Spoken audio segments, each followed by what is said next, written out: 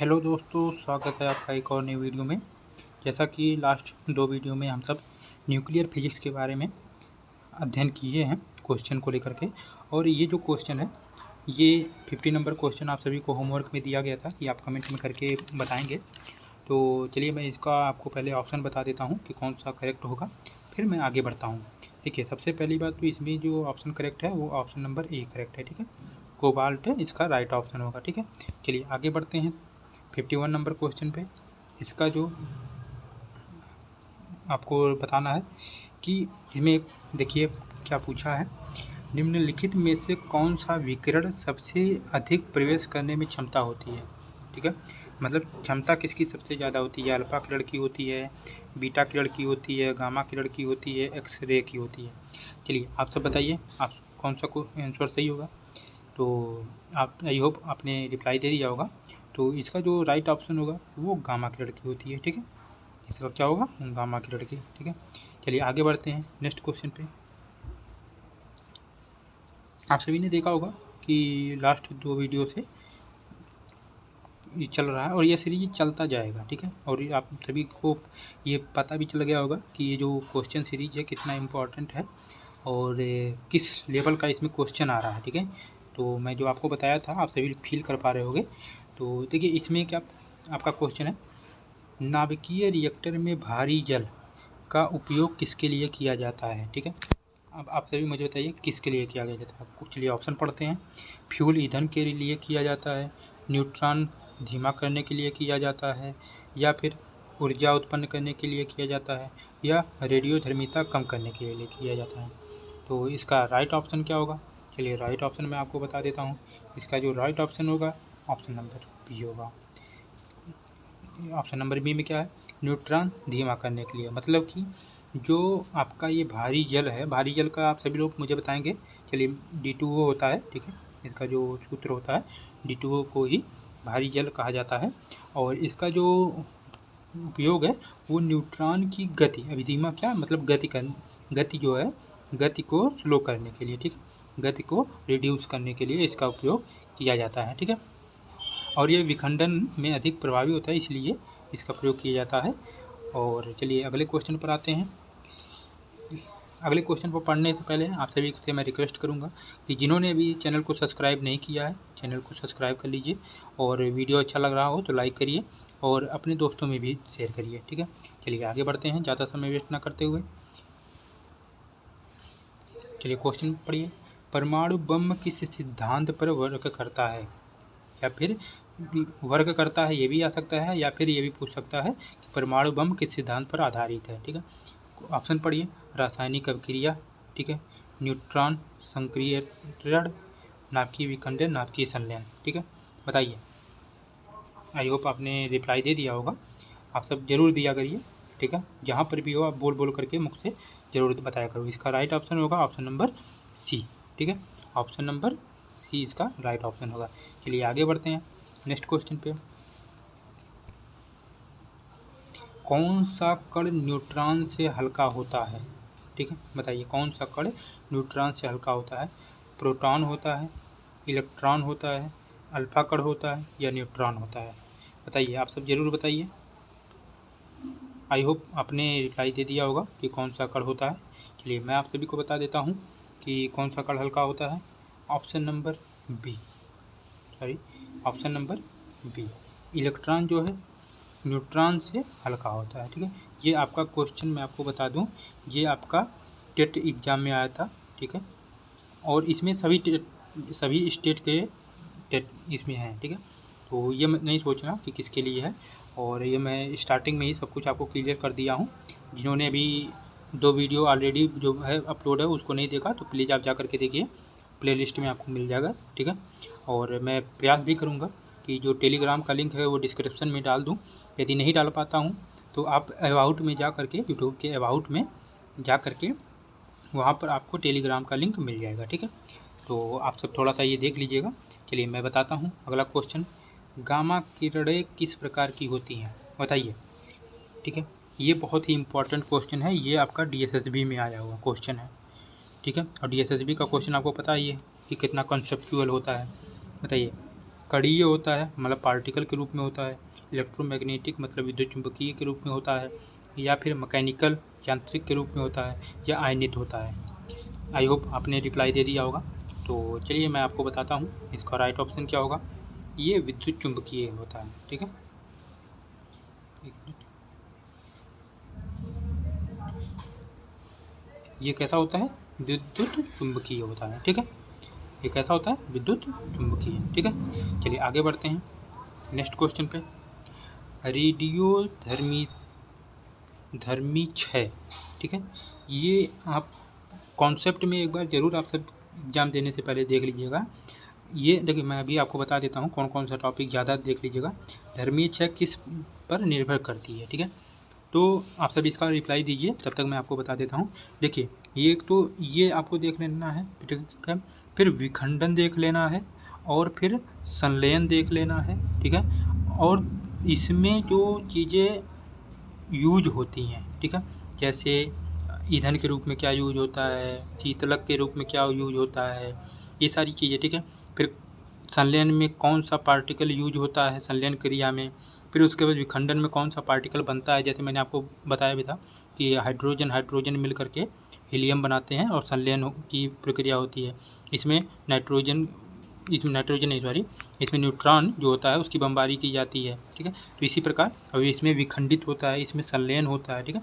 तो इसी तरह की आप सभी लोग जरूर एक बार देख करके जाइएगा।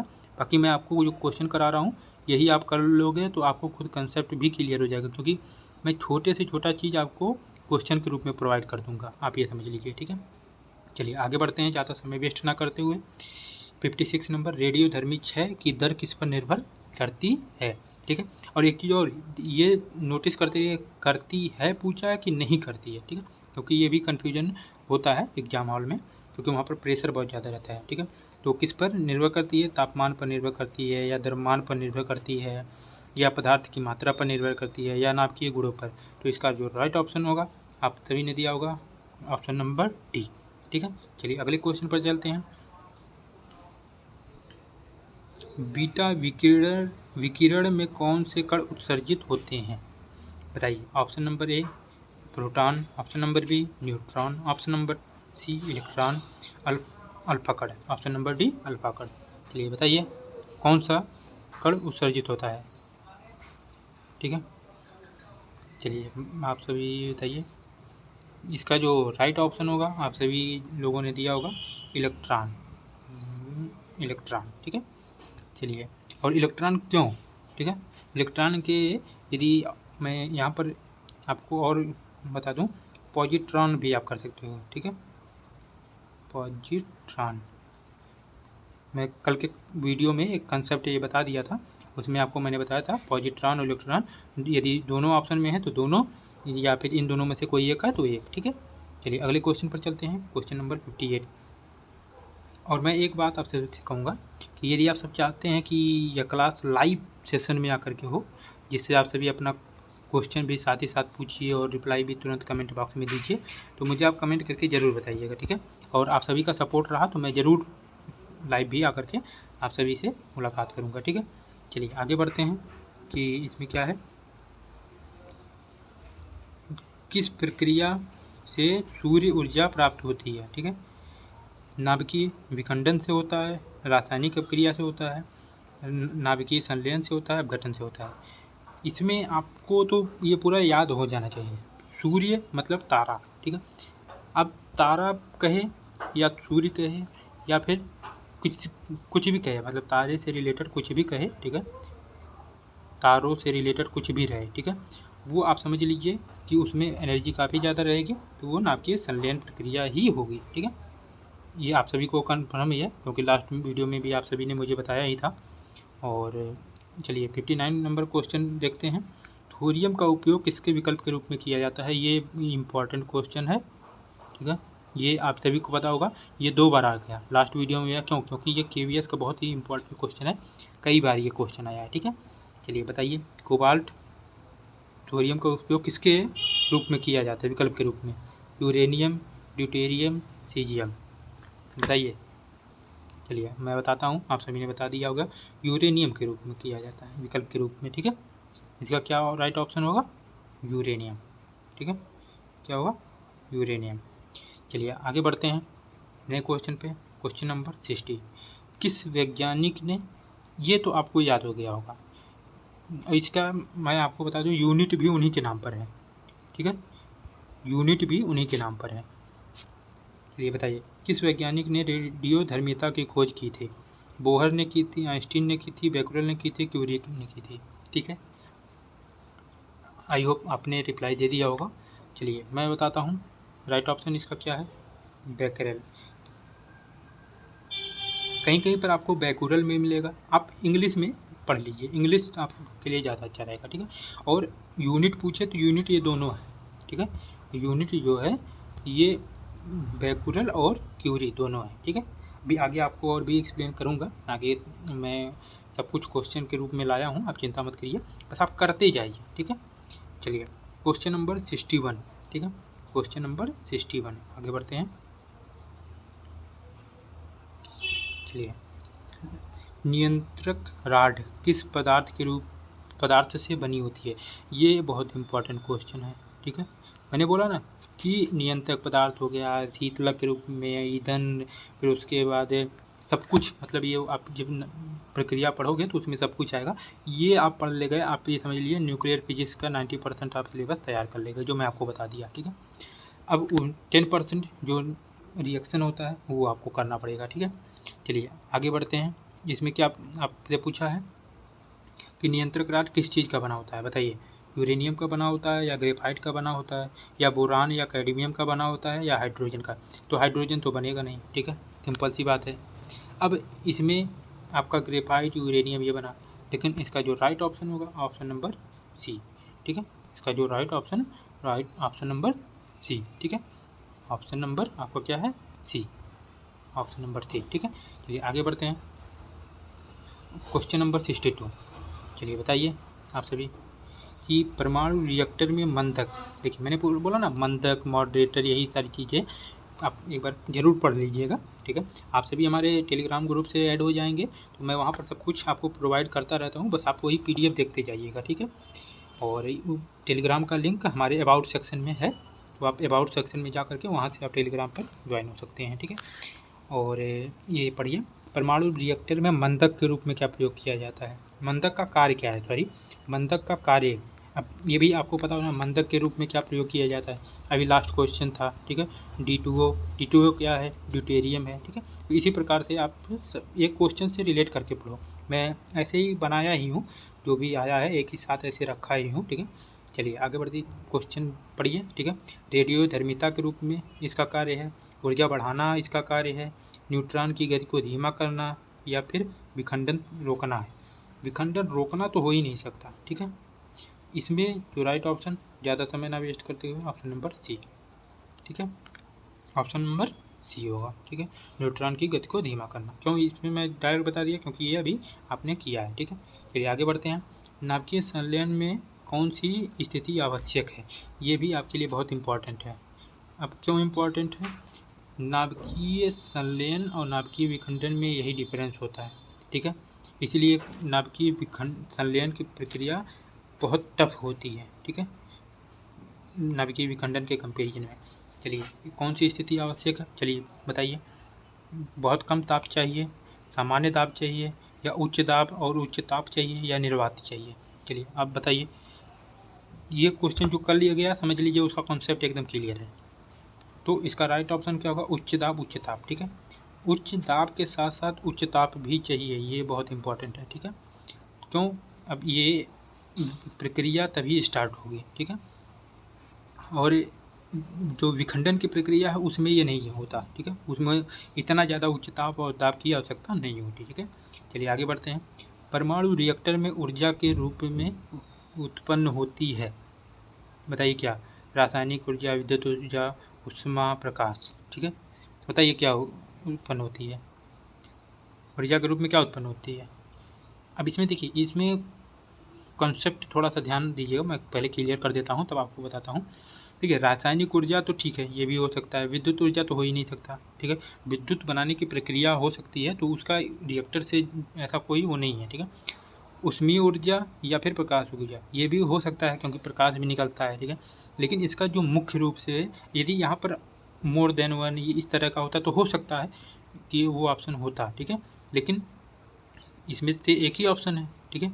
तो एक ही जब ऑप्शन है तो इसका जो सबसे सुटेबल आंसर रहेगा वही होगा। तो सुटेबल आंसर आपका सी है, ठीक है। ऑप्शन नंबर सी सुटेबल है। तो ऊष्मा निकलती है, ऊष्मा ऊर्जा। और मैंने आपको कल बताया भी था कि जापान का उदाहरण आपको दिया था ना कि जब बम गिरता है तो क्या परिवर्तन करता है, डीएनए ही चेंज कर देता है। क्या होता है, डीएनए ही चेंज कर देता है। इसीलिए आप देखे होंगे कि जापान के लोग कई वर्षों से अभी तक ये इस चीज़ के शिकार हैं कि वहाँ पर शारीरिक विराक्तता काफ़ी ज़्यादा रहती है, ठीक है।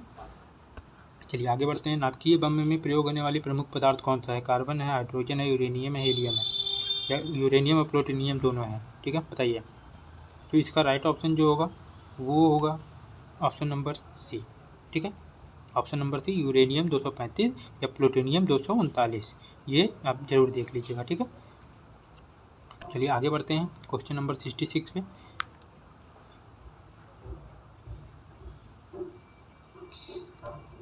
संलयन अपक्रिया में द्रव्यमान क्यों घटता है? हाँ बताइए।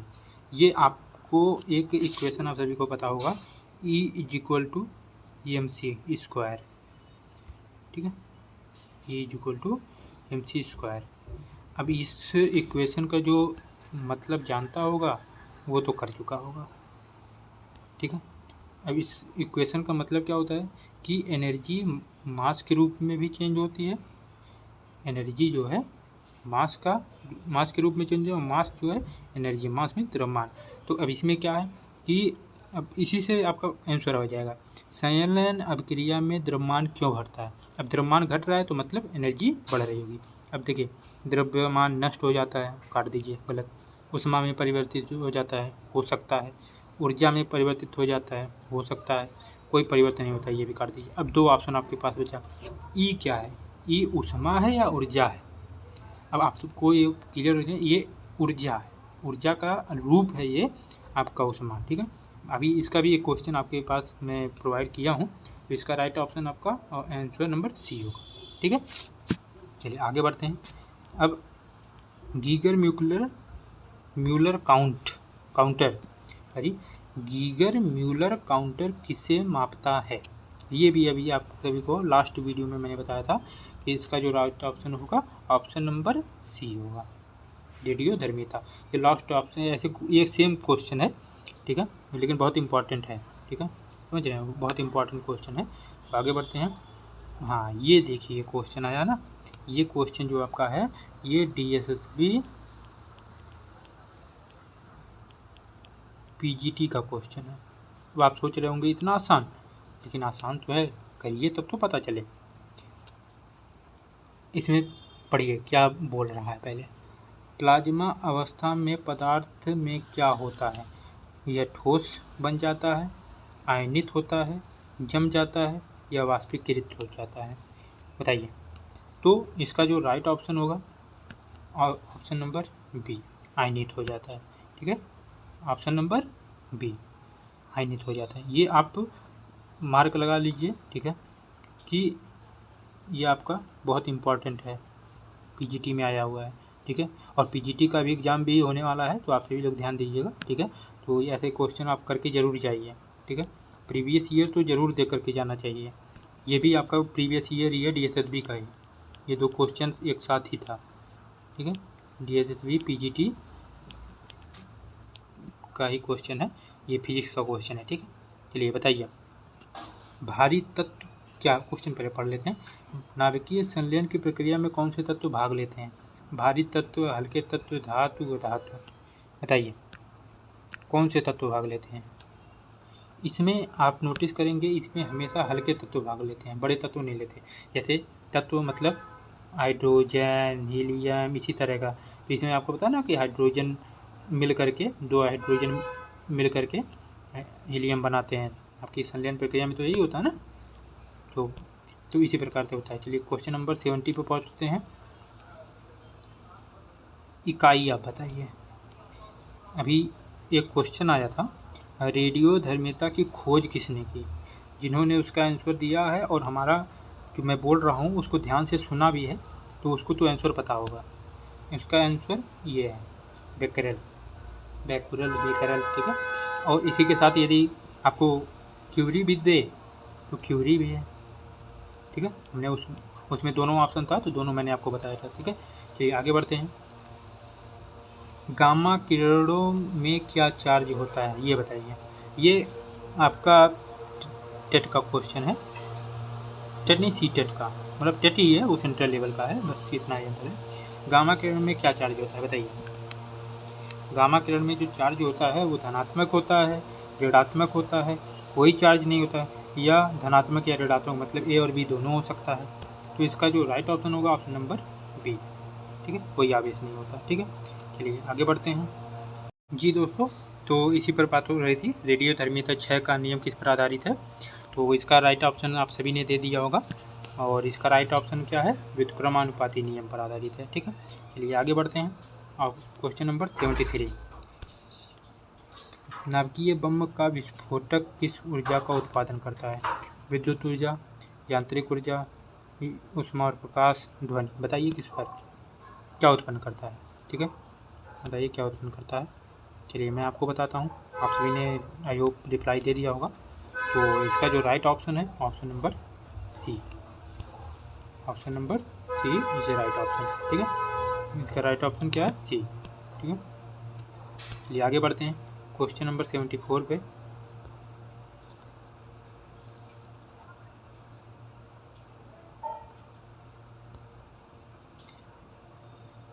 चलिए थोड़ा सा आप सब एडजस्ट करिएगा।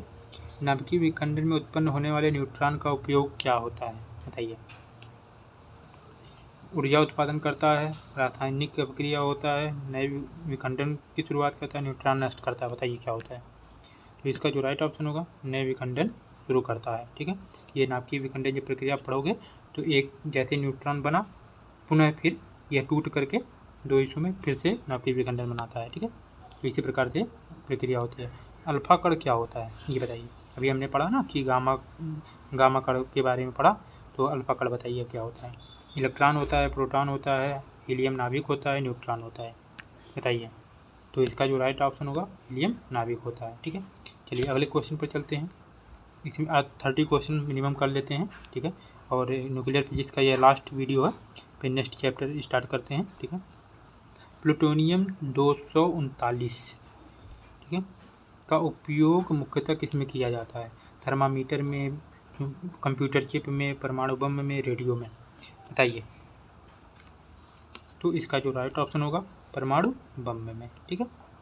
आगे बढ़ते हैं क्वेश्चन नंबर 78, नाभिकीय ऊर्जा का मुख्य स्रोत क्या है ये बताइए। ये तो आप सभी को आना चाहिए। ऊर्जा का मुख्य स्रोत क्या है। अभी हमने आपको एक बात बताया कि E = mc², ये होता है ना। अब जिसको ये पता होगा वो कर ले गया होगा। चलिए आगे बढ़ते हैं 79 नंबर क्वेश्चन पे। बीटा क्षय में क्या होता है। न्यूट्रॉन प्रोटॉन में बदलता है, या फिर प्रोटॉन न्यूट्रॉन में बदलता है, या फिर ऊर्जा का निर्माण होता है, या फिर तत्व लुप्त हो जाता है। बताइए। आई होप आपने रिप्लाई दे दिया होगा। बीटा क्षय में क्या होता है कि न्यूट्रॉन प्रोटॉन में बदल जाता है, ठीक है।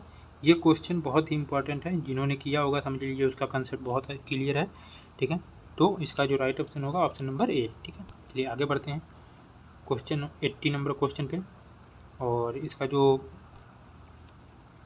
क्वेश्चन है, नाभिकीय ऊर्जा संयंत्र में कौन सा द्रव्य शीतलक के रूप में प्रयोग होता है।